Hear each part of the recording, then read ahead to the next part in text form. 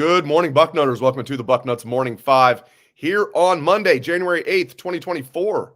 I am Dave Biddle. I am very happy to be joined by Dan Rubin. Got a lot of good stuff to get into, maybe some great stuff. We don't know if Quinshon Judkins is going to be a Buckeye, but he might be, and that intrigues me. We have a lot of good stuff that we know has already happened. Devin Sanchez, Jeremiah Smith looking like the stud we all thought he would look like in the Army All-American game. We're going to talk about expectations for him. Bunch of guys, bunch of upperclassmen coming back, all kinds of good news that we're going to get to. Before we do that, we get some more good news and this awesome deal you guys can get from Omaha Steaks. Omaha Steaks are the world's best beef, naturally aged for the ultimate in tenderness, juiciness, and flavor. Omaha Steaks has everything you need to elevate and solve the dinner dilemma with convenient, hearty gourmet meals. Every steak and every entree is flash frozen, vacuum sealed, and ready when you are, all backed by their unconditional 100% money back guarantee. I personally love all their steaks: filet mignon, sirloins, ribeyes, T-bones, porterhouse, you name it. I like their pork chops. I mean, you really can't go wrong. Stuff arrives at your doorstep. It's in, as I said, vacuum sealed. It's in, dry ice, and the steak is fantastic. And I definitely recommend it to all of you guys. Start the new year off with a bang of big savings during the Omaha Steaks end-of-season event. From perfectly aged tender steaks to juicy burgers, decadent desserts, and classic comfort meals, every bite is guaranteed perfect. For a limited time, get 50% off site-wide. Plus, you'll save an extra $30 when you use promo code Bucknuts at checkout. Every purchase is backed by their unconditional money-back guarantee. Head over to omahasteaks.com and score 50% off site-wide today. And don't forget to use promo code Bucknuts to get an additional $30 off your order. It's a great deal. All right, let's get into it. Let's start with Quinshon Judkins, Dan Rubin. When this first happened and people were asking me, I was getting a lot of texts, as I'm sure you were, and people just asking, like, what do you think about this? I'm like, it'd be a good get. I said, but I'm hearing like NIL is like his main priority is what I was initially told. And I'm like, I don't know if Ohio State's going to really want a guy like that. They've said, like, Mark Pantoni's on the record, if that's your number one priority, it's probably not the place for you. But maybe that's not his number one priority. Regardless, he's here in Columbus right now. There's some smoke. He might pick the Buckeyes. I know Bama's in on him. There's other schools in on him. But, like, man, that'd be a really good get, Dan, if they can get Quinshon Judkins. What are your thoughts, my friend? A lot of thoughts on it. Let's first assess him as a player. If he wasn't the best running back in the country, he was certainly in the mix. I know when I watch teams other than Ohio State, I do it with a little bit of a cowboy scouting eye. I'm always thinking he was one of the main backs I saw that I thought, even if he was in his second year, eventually had, first day, second day potential. The stats obvious. I think 15 touchdowns his first two seasons. Only other player to do that in the SEC was Herschel Walker.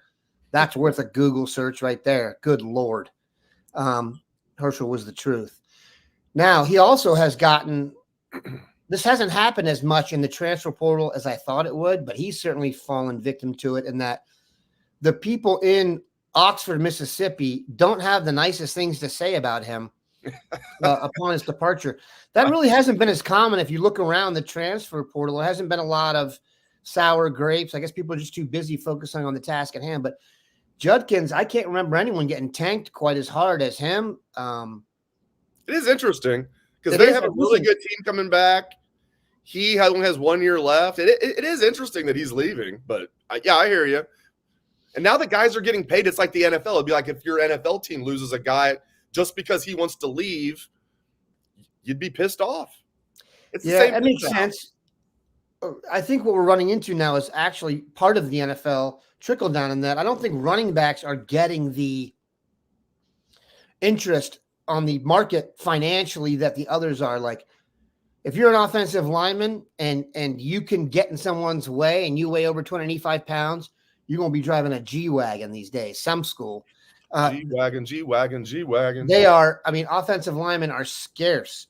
What's interesting about Judkins is he's from the state of Alabama.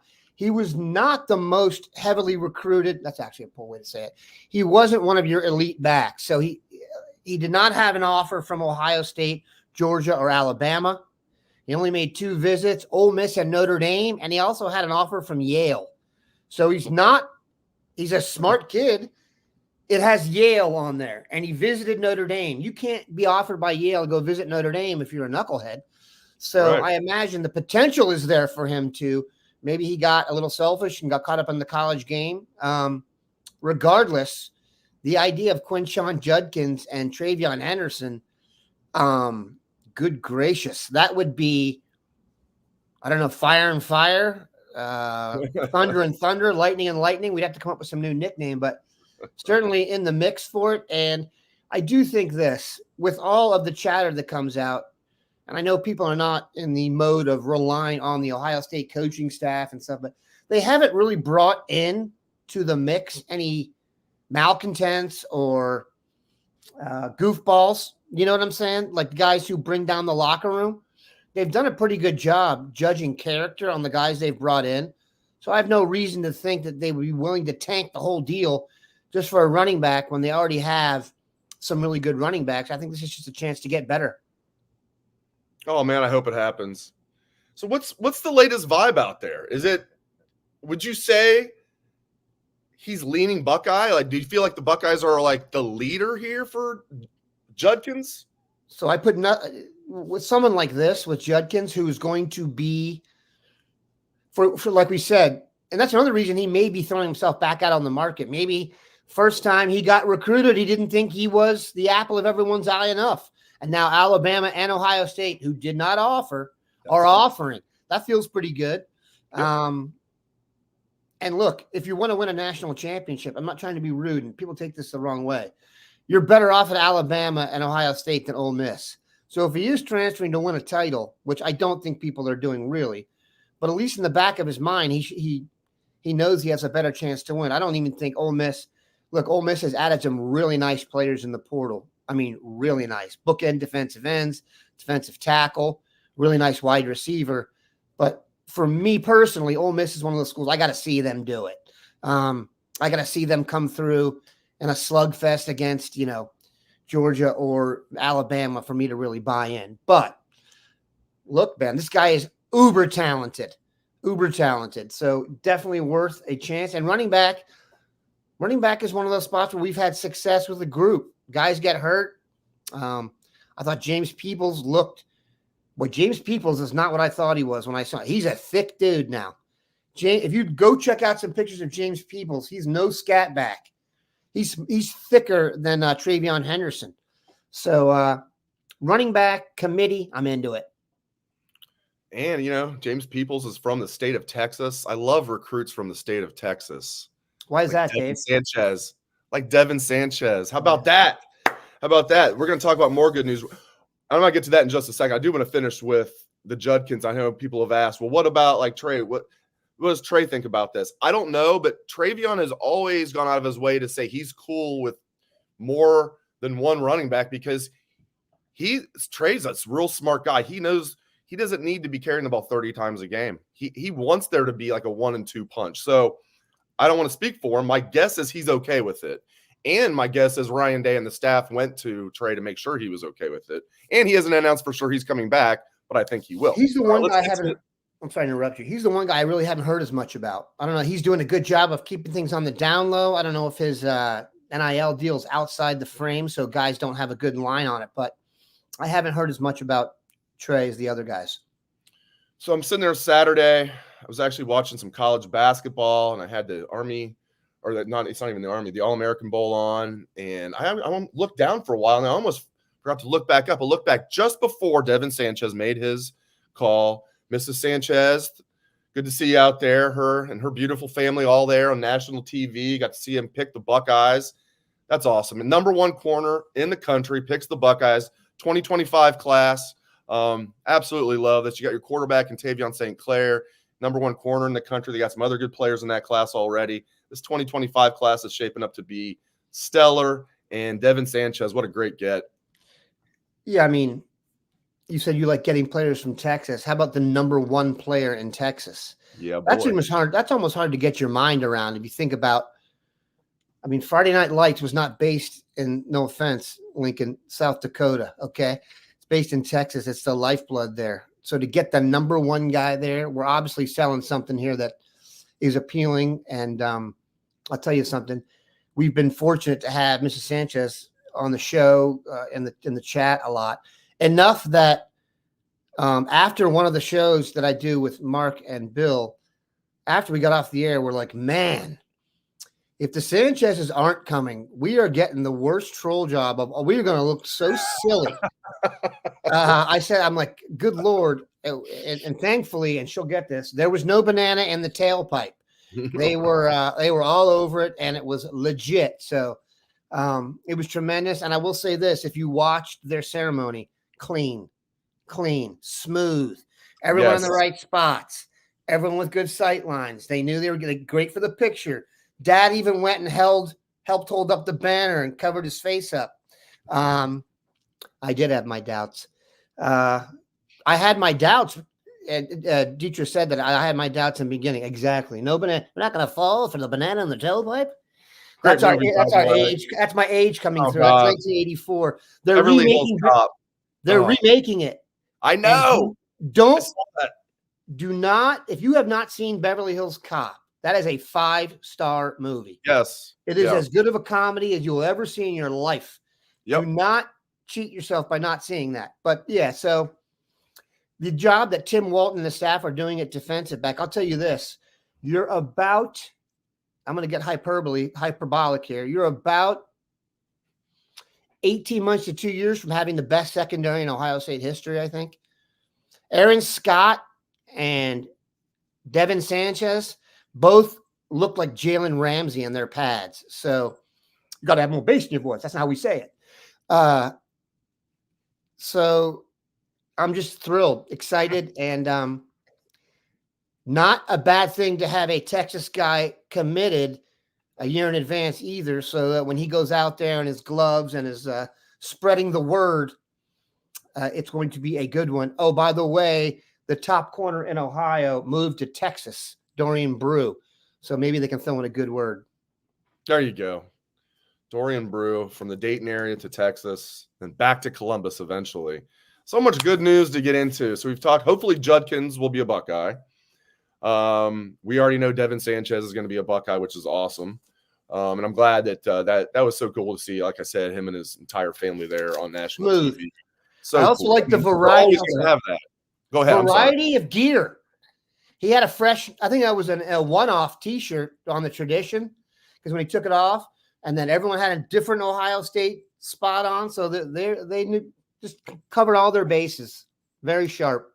Looking good. Look, if you look good, you feel good, and I know they were feeling good. All right, let's get to guys coming back. You want to talk about the Alabama Marvin hasn't announced yet. I don't think. Out.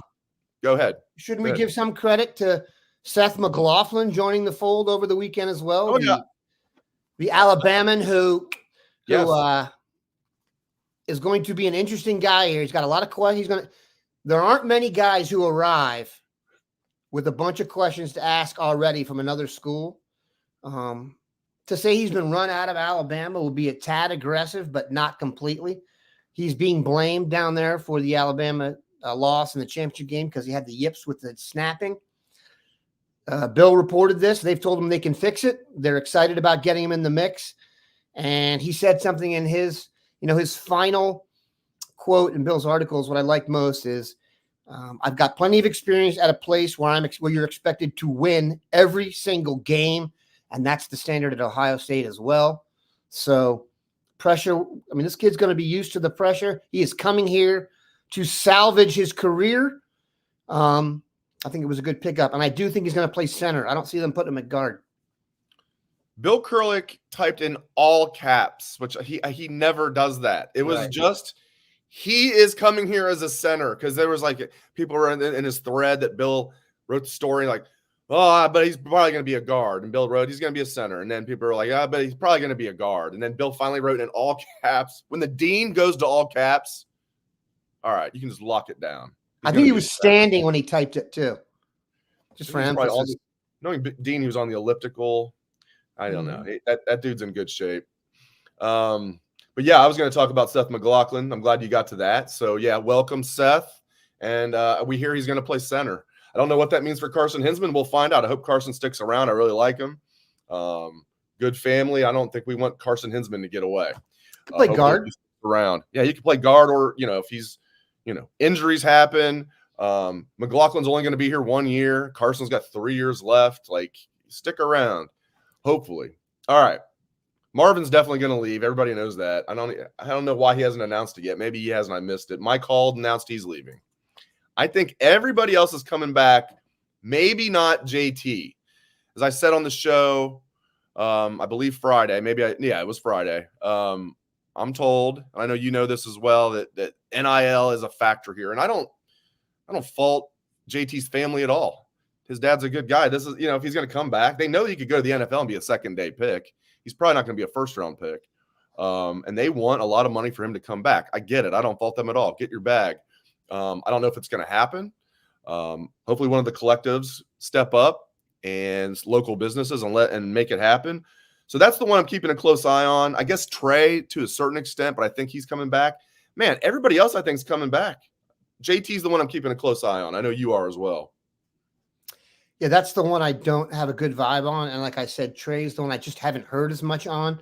The rest of the guys, I expect them to come back, including Jordan asked about Denzel Burke. I do expect him to come back too, barring change. We always come on here and say things are fluid. They're even more fluid during the NIL era. But as of right now, that would be we're on the same page. We're hearing the same things. JT, could he come back? Sure. I think he got the highest evaluation of those guys in terms of draft potential. And even though they're saying he's a second-day pick, I do imagine he's probably – I'm sorry? That's still good money. Yeah. But I also imagine he's believing that he can go to the combine and, nothing's set in stone, and he's a tremendous athlete. He's going to test like a werewolf. So he may think, look, if I'm close, I'll go there late first round, early second round, and it's probably worth it for him.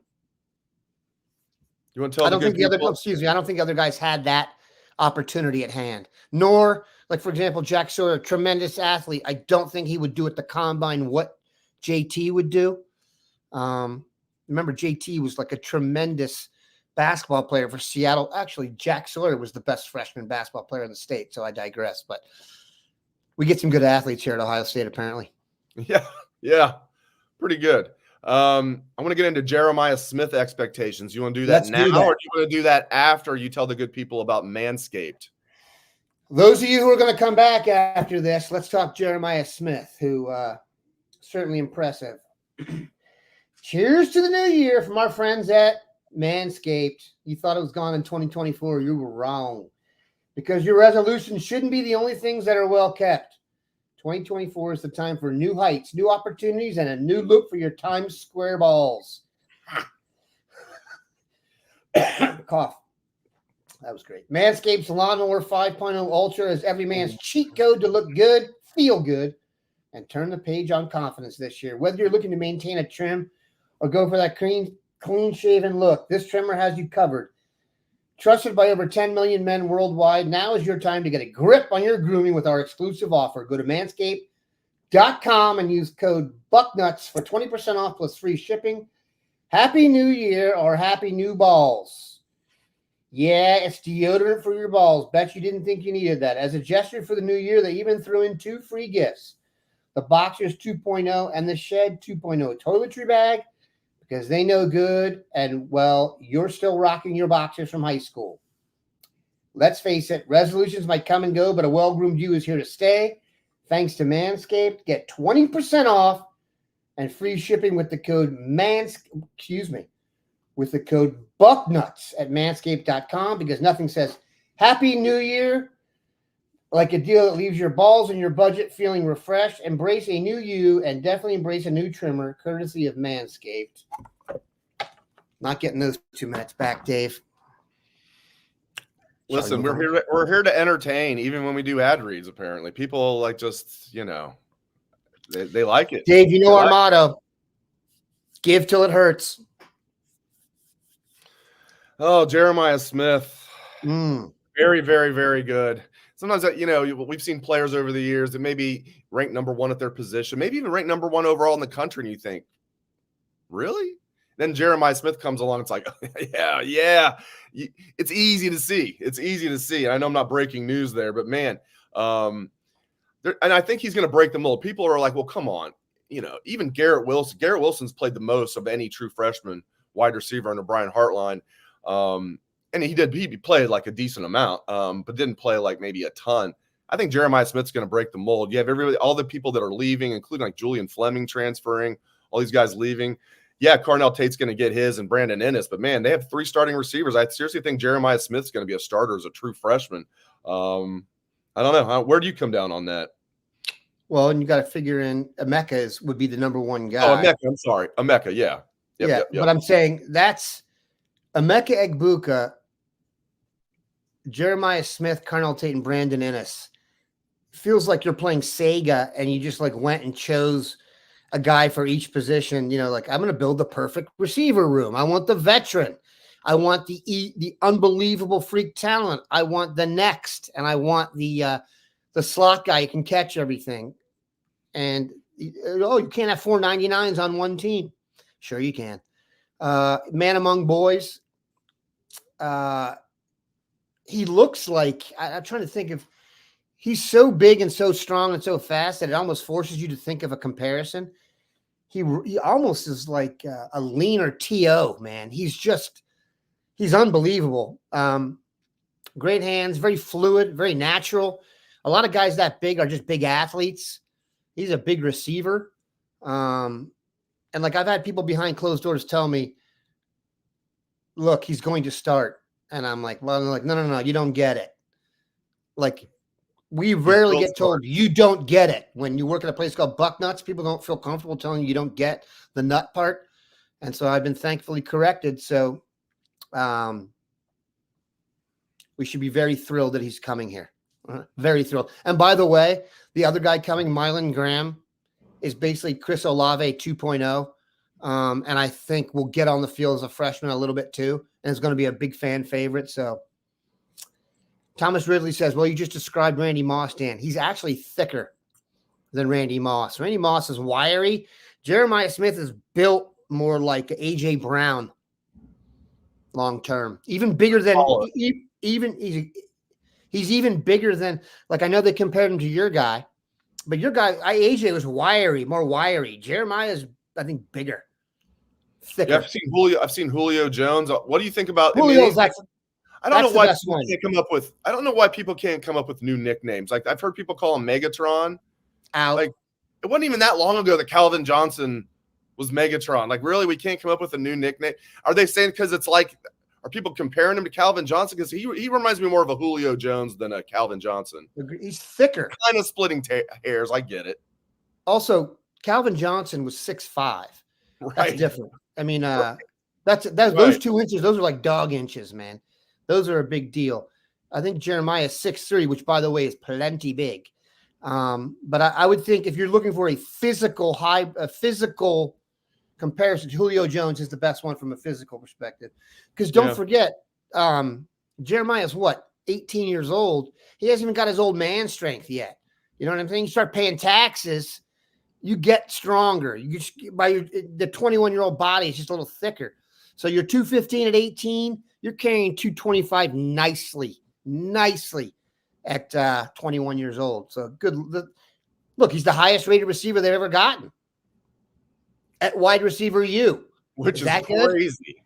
Is that Brian good? Hartline? It's like Brian Hartline's the guy that like breaks his own record like every year. You know what I mean? It's like it can't get any better. Just wait. Right. Yeah, man. I mean, it's gonna be really interesting. But I do think I think he's gonna come right in and start. And by the way, this is Ohio State. We have a long history, media, fans, anybody who loves Ohio State football, of giving guys nicknames that stick. Little Animal for James Laurinaitis. I could go on and on and on and on and on and on. Buckeye Nation, let's find a good nickname for Jeremiah Smith because Megatron has already been used. We need to find one for this young man. Okay. Anquan Bolden is not, no offense. Andre Johnson has come up here. Daniel Sanchez, that's shocker. He got the best ones yet. That's a good one. Andre Johnson was jacked. You know what I mean? Of those guys we've talked about, I think he's the one you want to be on the beach the most. Anquan Bolden was nowhere near the athlete speed-wise that Jeremiah Smith is. He was also more compact, high school quarterback. Anquan Bolden, almost, I don't want to say a possession receiver, but Anquan Bolden was a more glorified possession receiver than a guy on the edge who will just dominate like Jeremiah. The Toasters. We have Jordan on YouTube saying Gus Johnson will come up with a nickname for him. Yeah, it'll probably be a recycled one, though. Okay. But he deserves a new one. He's that good. He needs a new one. We can do it. We will get it done. If I have to do it myself, I'll do it. I'm gonna noodle it. You guys help out. We'll come with the consensus. We'll give this talented young man the nickname that he deserves. All right. Tonight, Michigan, Washington. Washington, 4.5-point underdogs are the Huskies. Go Huskies. Go Huskies. I'll tell you what, for most of the year, I mean, I watched the Pac-12 and I watched those teams as much, but I didn't have as good a sense of Washington and even Oregon as some of your more Eastern powers. And I don't know if you got the sense. I got the sense down the stretch that most of the pundits actually felt Oregon was a better team than Washington, that Oregon was going to win that game when it came down to it. But there was a point in time in their first meeting where Oregon took the lead late. And Penix went to Odunze on 3 plays. I swear to God, the entire drive took 30 seconds. And the ability to just eat up the field the way they do with the passing game, I'm not sure I've seen a team use the field more. I mean, I say like they got 3 receivers. He throws this way. He throws down. When you say a quarterback that uses all of the field in college, I'm not sure I've seen anybody really make you guard. You know, I don't know the exact dimensions of the field. I should probably know that. The entire field. So that's going to be a challenge. Michigan is not – he's the best quarterback they've gone against. That's a fact. Yes. Their second and third corners are going to get tested big time. Will Johnson's a stud. You figure he'll play Odunze or McMillan or Polk even when he's on there. But the other dudes, Sandra Still's more of, to me, of a slot guy. These are legit receivers. All 3 are definite pros. Odunze, I mean, there are people that say they think he's a better prospect than Marv. If you say that out loud, you're just trying to get page views, in my opinion. That's preposterous. But yeah, the question to me, can Washington run the ball at all? Can they, the running back Dylan Johnson's been hurt a little bit. I was really impressed in the Pac, whatever it was, championship game, how they were able to run the ball against Oregon when they had to. And then, Michigan won that game, man, but it took some drama. 13 points going into their last drive is not a offensive tour de force. And then, they pulled it out. I give them credit, but they're probably going to need to score a few more points than usual. So it's going to be interesting. Penix has become the darling of the postseason. He's the guy that I think when you hear the pundits talk about him, a lot of them hadn't seen him and they love him.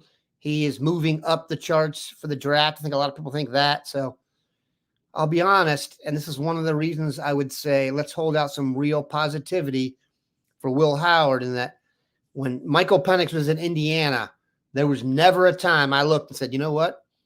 That guy's going to transfer and become the best quarterback in the country. I never thought that. So I'm hoping Will Howard transferring from Kansas State to Ohio State can pull off a similar feat, just to leave you with a little bit of love on that. Someone in high esteem was challenged on the addition of Will Howard, and the response was, did you see who he was throwing to? Don't worry about it. Right. So hopes are high. And I still like his film. Like, he does things like, we know he can run the ball. We'll see how much Coach Day uses him in that fashion. But, he's mobile. Like he'll do things like if you're a right-handed quarterback and you throw well when you're rolling to the left, that shows me a lot. He does a great job. Watch him. If he's rolling to the left, avoiding pressure, he does a great job then of getting his shoulders square and boom. Is he Justin Fields coming here? No. I've heard people say, well, he's not Justin Fields. Okay, great. Yeah, everybody knows that. If he was going to be the number 11 pick of the draft, he'd go to the NFL right now. But I mean, a great get for Ohio State, in my opinion. They needed to find somebody who was an upgrade over what they had, and that included Kyle McCord last year, and they found it in Will Howard. And that's a great point. I mean, you can say, well, I mean, like, look at his stats, look at this and that. He was playing at Kansas State, my friends. Imagine if he was playing with all these guys at Ohio State and in a Ryan Day offense. Now you won't have to imagine it. It's going to be a lot of fun. Got a lot of good stuff to report. Go ahead.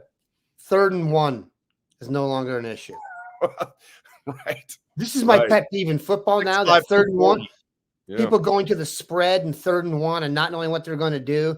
You get Judkins and you get Will Howard, short yardage won't be as big of a deal. Now, I get it. They've got to get better on the offensive line. Everything comes down to the offensive line. Everything. I have been saying to this point, we were sailing uncharted waters. And when everyone was jumping off, the bandwagon, when we had guys leave for the portal, and then, oh my gosh, Alabama and Georgia had the exact same thing happen. People are like, oh, wait a minute. It may not be a sign of culture.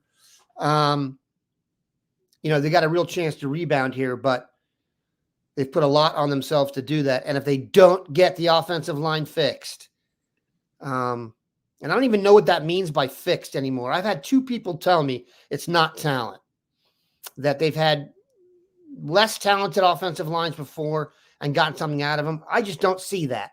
I think they need more talent. Now, they do get Josh Simmons in the offseason program, full year. Donovan Jackson. That is important. That's important. Donovan Jackson should be back, left guard. Is back, Okay. right? I think he announced it. More good news. More good news continues to flood. And that's another thing. Sorry to interrupt you. Yeah, no, you can finish your thought, but I do want to say this. Another thing I wrote down in my notes this is the first year. I guess you could say maybe Mike Hall fits into this category, but every year for Ohio State, every year, there's a guy that leaves early that I'm like, what? This guy's leaving early? Like, Right. Seriously? That's not happening this year. And Mike Hall, I don't even know if he fits in that category, because entering the year, I thought he probably would, but then I didn't think he would. Then him and his fiance or girlfriend had a baby. He's trying to take care of his family. So that's another thing I love about all of this. All these guys are coming back, and there's not that one guy you're like, seriously, like Luke Whippler's leaving early? Like, what the hell? Yeah. Like, stuff like that. You know what I mean? Mike Hall also, from a football perspective, he's not getting any bigger. He's 285 pounds. So to play defensive tackle in the NFL at 285, you've got to be a rush specialist. He is. His first step's not getting any slower. He might as well leave. He's not going to be a first-round draft pick because he's just not big enough.